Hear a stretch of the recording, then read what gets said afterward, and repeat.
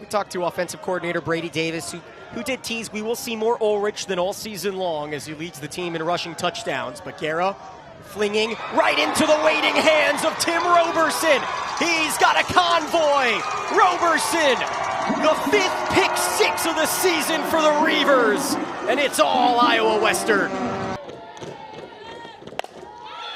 Deep drive, center field. Clark wins it with a home run. 15 seconds. Jean. Opportunity. Finds the back of the net.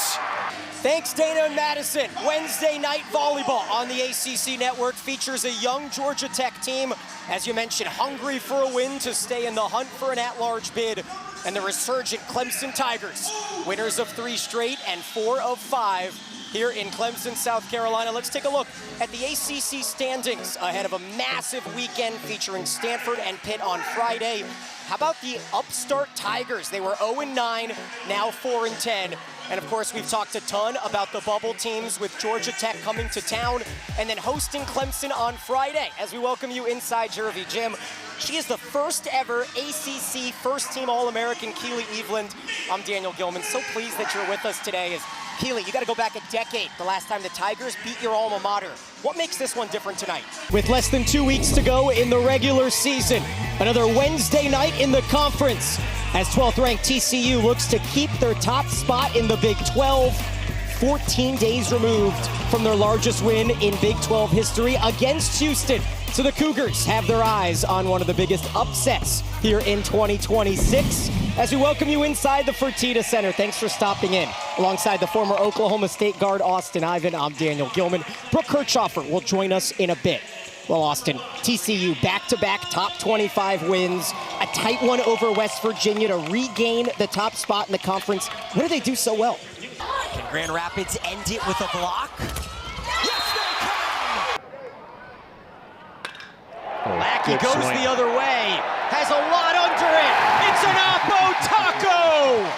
Georgia Tech takes a 2-run lead in the 7th. The NJCAA National Semifinals kick off tonight in Council Bluffs, Iowa. It's a 2-night event here on ESPN Plus as 2 versus 3 pits the undefeated Tyler Apaches against the powerhouse Iowa Western. And we're so pleased to be with you here at Titan Stadium alongside Keenan Dixon. I'm Daniel Gillman. As both of these teams have certainly earned their spot here tonight, Keenan, a pair of high-powered offenses should be in for fireworks. 35 and brisk as Iowa Western has won the toss. They've received all season, so the Reavers will receive yet again with the freshman Seth Baggett ready to kick to the freshman Amir Hill as these teams get set for the game of the season and a spot in the championship in Canyon, Texas on ESPNU in 12 days as we are off and running on a snow-filled field here at Lewis Central High School. And a touchback to start us off. So we kick things off with this Iowa Western attack. 10-1 on the season. Certainly a dangerous 1-2 punch with Daniel Swinney, the returning running back, and Mikel Taylor, the running back as well. Yeah, these two guys are dynamic. You're going to see Daniel Swinney. He's comfortable running between the tackles. He's a bigger guy, 5'10", 225. He's back in that offense. And you get a guy like that, it's going to open up everything for this guy, number 5, Malachi Marshall. Tyler defense led by Tyson Wilson, the captain safety, a rare third-year guy, as we'll walk you through a lot of the players who signed this past Wednesday in the 4-year signing day period. Both of these quarterbacks still available and an opportunity to maybe play their way into a big offer, as Malachi Marshall, 4-0 last season at Stony Brook, made the move to the junior college level and is hoping to put on a fireworks show, replacing some big shoes in Hunter Deckers, who led Iowa Western to the championship last season. As a look to throw and go deep on the first play and open off the hands of his star receiver, Javen Moore. This play was set up perfectly. I mean, the defense was in the right spot. This is one of those plays that the coaches put together, and you sit down at film on Sunday and they say, this is the game plan. This is going to go for a touchdown to start the game. And he just couldn't pull it in. 12 touchdowns this season for Moore, tied to the nation's lead. So we'll keep an eye on number 3.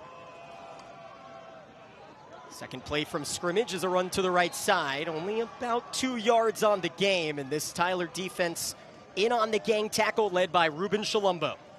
It's a tough defense. They're going to fly around. They're not afraid to get those guys in there. That front four is going to be difficult to solve for Iowa Western.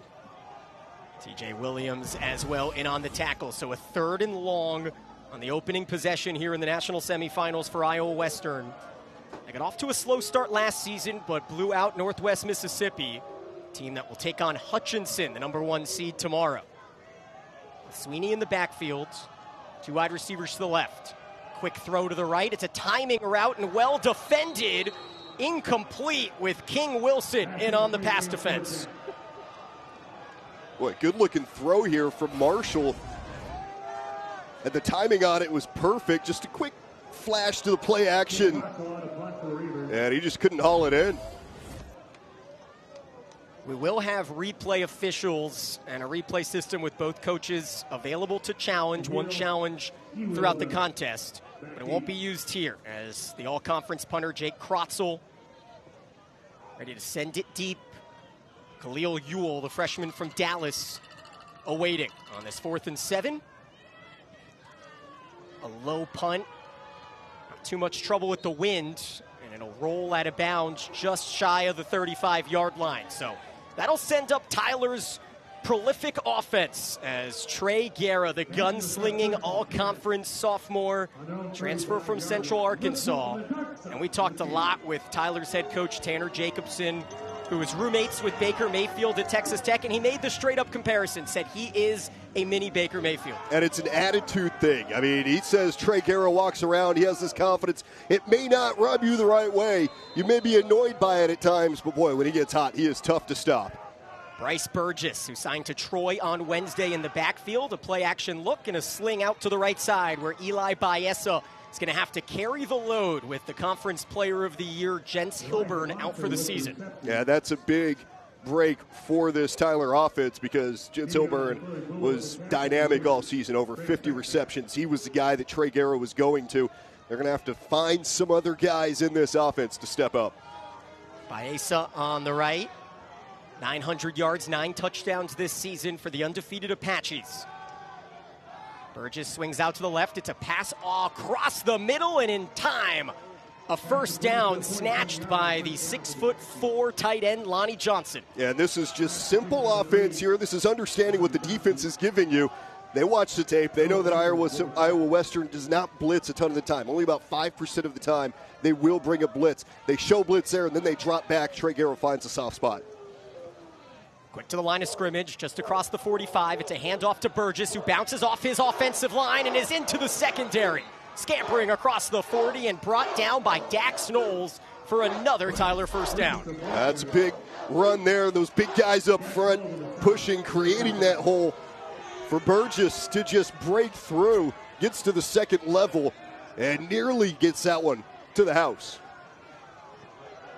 The Apaches were looking for a hot start in enemy territory, playing in frigid temperatures here in Council Bluffs, and they've got a 1st and 10 from the 41.